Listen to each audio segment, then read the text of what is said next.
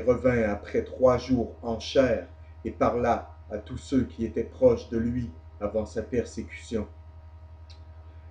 Mais le paradoxe de Jésus continue inchangé, même après sa mort. Tout comme dans sa première vie, il était l'antithèse du monde, de sorte que l'institution qu'il a fondée porte sur la façon la plus incroyable de la négation du monde. Et je m'adresse à ceux qui comprennent vraiment et suivent véritablement les enseignements de Jésus-Christ. Et vous ne trouverez pas cela dans l'une des institutions organisées qui se dit Église chrétienne, quelle que soit la dénomination ou ce qui est derrière son nom. Il n'a laissé aucun écho de lui-même dans les hautes sphères de la société de son temps. Dans tout l'Empire romain, il est ignoré par les historiens, les savants ne savent rien de ses enseignements. Les autorités civiles ont au plus inscrit sa mort dans leur dossier. Les dirigeants même de sa nation, satisfaits de sa disparition de la scène, sont plus que disposés à l'oublier complètement. Son institution semble avoir été réduite à l'agonie de son propre corps torturé sur la croix. Vous voyez, le monde jubile de son agonie, tout comme le grand prêtre se réjouissant au pied de sa croix. Et au lieu de cela, son institution abattue dans l'agonie s'élève à nouveau pour embrasser le monde entier. Viennent ensuite 3 siècles de persécution et de massacres. 3 siècles qui semblent prolonger l'agonie sur la croix et reflètent les 3 jours dans le sépulcre. Mais après le 3e siècle, la société civile devient officiellement des disciples de Jésus. Le royaume du monde n'est pas renversé, cependant, et la guerre se poursuit sous des formes diverses, mais avec la même ténacité implacable qu'avant. Jésus, ou son institution, devient de plus en plus un signe de contradiction dans l'histoire de la civilisation humaine. Sa doctrine paradoxale et pénible a été acceptée par un nombre infini d'hommes et pratiquée avec un amour intense, même au sacrifice suprême. Un nombre infini d'autres l'ont rejeté et détesté farouchement. On peut dire que les efforts de la partie la plus civilisée de l'humanité ont tous été concentrés sur ce signe de contradiction, que ce soit pour le glorifier ou pour le piétiner. Ce qui est certain, c'est que Jésus est aujourd'hui plus vivant que jamais parmi les gens, et en particulier dans ce pays, à cette époque. Tous ont besoin de lui, que ce soit pour l'aimer ou le maudire, mais il semble que personne ne peut se passer de lui. Beaucoup d'hommes dans le passé ont été aimés intensément. Socrate par ses disciples, Jules César par ses légionnaires, Napoléon par ses soldats. Mais aujourd'hui, ces hommes appartiennent irrévocablement au passé. Pas un seul battement de cœur à leur mémoire.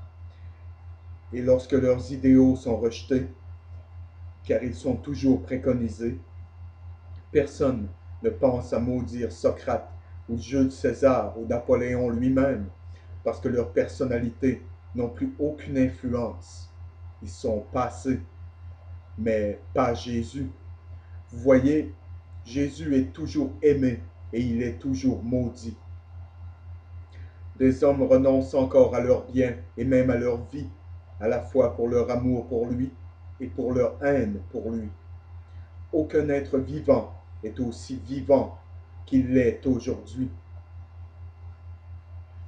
Après 2000 ans, il est le signe de la contradiction, de même dans sa réalité historique que les célèbres historiens du monde officiel de son temps ne sont pas conscients de son existence n'est pas surprenant, car ces historiens, éblouis par la splendeur de la Rome d'Auguste, n'avaient pas la netteté de vision et même les documents pour découvrir un barbare obscur d'une collection méprisable d'esclaves.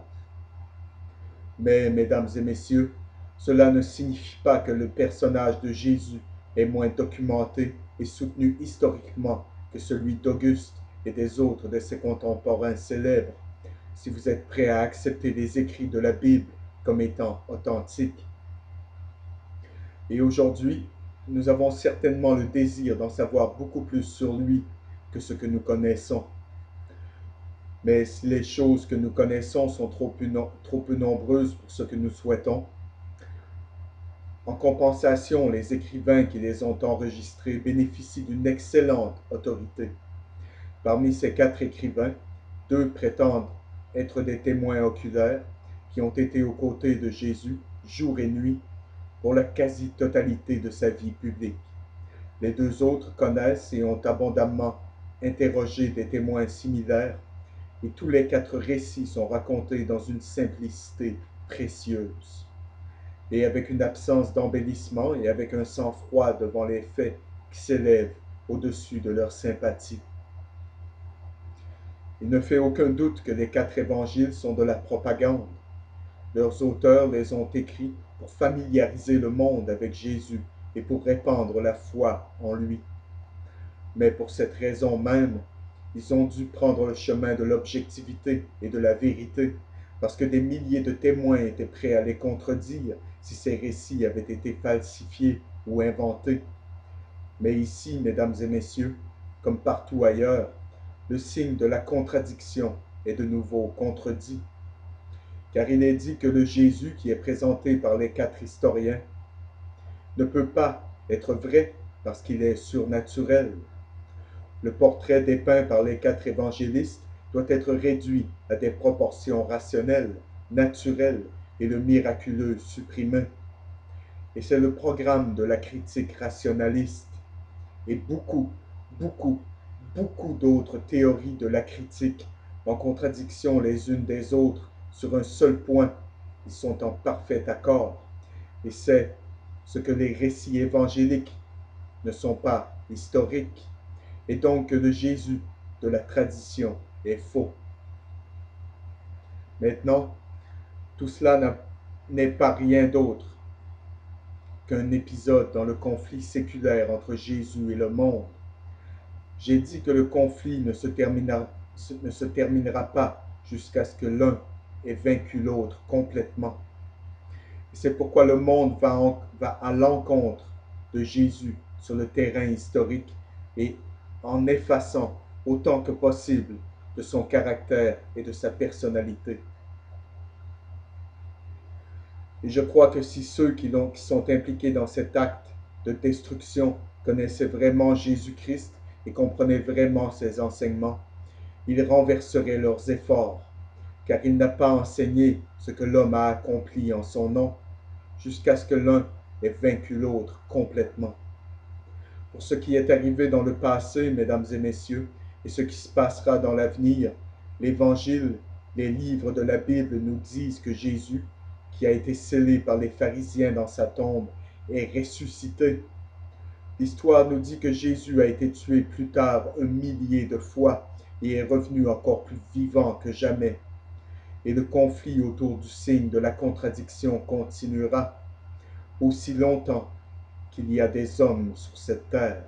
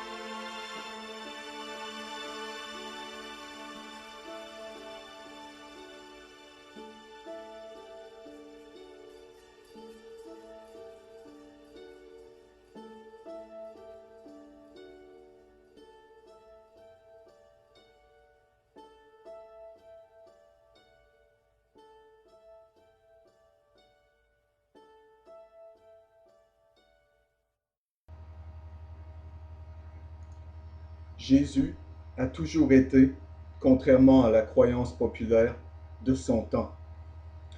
Le sermon sur la montagne est le paradoxe le plus complet jamais affirmé. Aucun discours sur la terre était plus subversif ou plus réversif que cela. Pourquoi il n'est pas qualifié de gris plus sombre, mais tout à fait noir? Et le noir est d'un blanc brillant. Ce qui a toujours été un bien est maintenant affecté à la catégorie du mal, et le mal est maintenant appelé un bien. Et ce renversement des choses est présenté avec un ton vif, une instruction concise, justifiée par l'autorité de l'orateur. Il en est ainsi, parce que moi, Jésus, vous dis que c'est ainsi. D'autres vous ont dit blanc, mais je vous dis noir. 50 ont été prescrits, mais ce n'est que la moitié d'une bonne chose, et moi, Jésus, je prescris tous les 100. Et quelles sont les sanctions de ce nouvel ordre des choses? Il n'y a pas de sanction humaine, seule divine. Aucune sanction mondaine, mais entièrement supramondaine.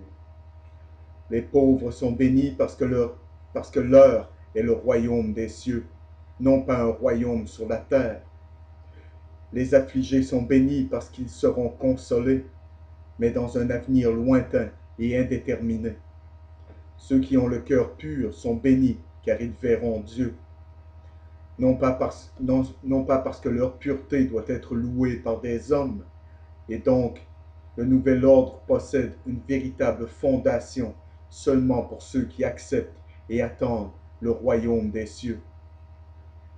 Enfin, le sermon sur la montagne ne néglige pas les faits historiques, mais s'accorde avec l'hébraïsme passé et contemporain sur de nombreux points essentiels. La loi de Moïse n'est pas abolie, mais intégrée et effectivement perfectionnée et est gardée comme une sorte de premier plancher sur lequel un étage supérieur est ajouté. La principale préoccupation est toujours pour le moral et le spirituel plutôt que pour l'acte matériel en soi. Pas même les questions économiques et financières sont méprisées, mais un nouveau cadre leur est donné, un acte de foi et une vision de la providence de Dieu. Vous voyez, avec Jésus, l'amour gouverne tout dans sa double expression envers Dieu et envers les hommes. L'amour règne en maître. Dieu est le Père de toute la famille humaine, qui sait quand ses enfants ont faim et ne nécessite que l'hommage de leur prière constante pour le pain. Tous les hommes, les enfants du Père surnaturel, sont frères les uns des autres. Si important est l'amour que nous devons porter envers nos semblables, que même notre amour pour Dieu est véritable seulement s'il est accompagné par cet autre amour. C'est la base même, le fondement même de la foi chrétienne. Dieu n'est pas content des offrandes de celui dont la conscience envers ses frères n'est pas en paix. Le sermon sur la montagne suit une structure assez claire. Surtout